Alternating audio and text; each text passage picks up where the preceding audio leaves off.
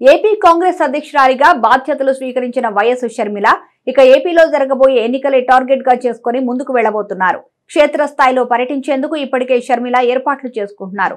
AP అంతటా పర్యటించి కాంగ్రెస్ ను బలోపేతం చేసే విధంగాను, అలాగే పెద్ద ఎత్తున ఇతర పార్టీలకు చెందిన నేతలను కాంగ్రెస్ లో చేర్చుకునే విధంగాను షర్మిల వ్యూహాలు రచిస్తున్నారు. అయితే షర్మిల ఏపీ కాంగ్రెస్ అధ్యక్షురాలి హోదాలో ప్రస్తుత అధికార పార్టీ వైసీపీని టార్గెట్ చేసుకుని విమర్శలు చేసే అవకాశం కనిపిస్తోంది.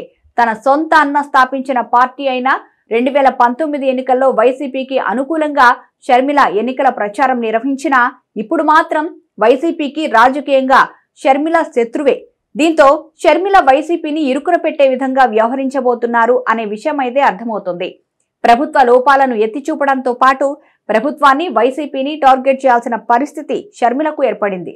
దీంతో వైసీపీపై షర్మిల ఏ విధంగా విరుచుకుపడతారు అనే దానిపైన కాంగ్రెస్ భవిష్యత్తు ఆధారపడి ఉండబోతోంది. ఇంకా ఏపీలో ఎన్నికలకు 3 నెలలు కూడా సమయం లేదు. ఇప్పటికిప్పుడు షర్మిల ప్రభావం కాంగ్రెస్ లో పెద్దగా కనిపించే అవకాశం లేదు. అలా అని ఇప్పటి వరకు వైసీపీని, ఏపీ ప్రభుత్వాన్ని టార్గెట్ చేసుకుని షర్మిల విమర్శలు చేయలేదు.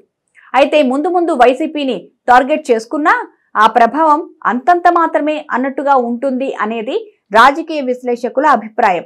ఏపీలో కాంగ్రెస్ ప్రభావం ఏమాత్రం కనిపించడం లేదు. ఏపీ, తెలంగాణ విభజన తరువాత కాంగ్రెస్ పై ప్రజల్లో తీవ్ర ఆగ్రహం కనిపించింది. అది 2014, 2019 ఎన్నికల్లోనూ స్పష్టంగా కనిపించింది. ఇప్పటికిప్పుడు షర్మిలను కాంగ్రెస్ అధిష్టానం రంగంలోకి దింపినా ఫలితం ఏమీ ఉండదు అనే అభిప్రాయాలు వ్యక్తమవుతున్నాయి.